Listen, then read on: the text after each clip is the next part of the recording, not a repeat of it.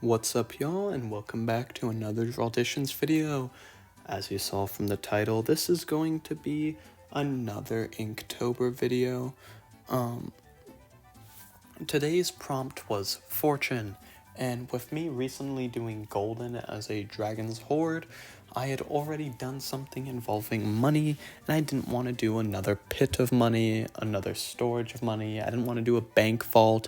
I didn't want to do anything that involved like just piles and piles of money. So the first thing that came to mind to me was Scrooge McDuck. Now, I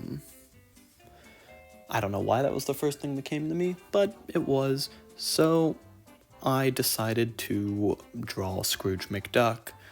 The pose I drew him in is probably the most basic pose for Scrooge McDuck. I was scrolling through reference pictures, and in like half of them, this was the pose he was in. But honestly, I've never actually, and this is something I should try more.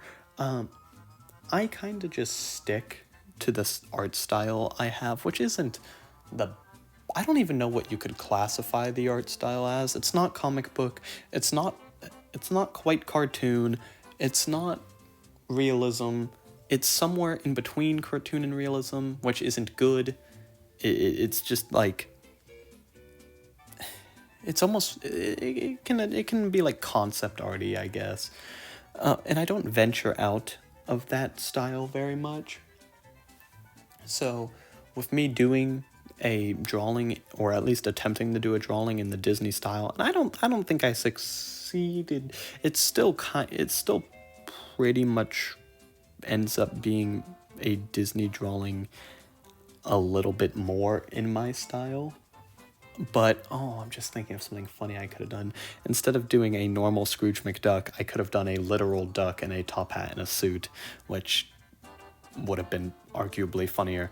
I always have such good ideas after I'm done with the drawing.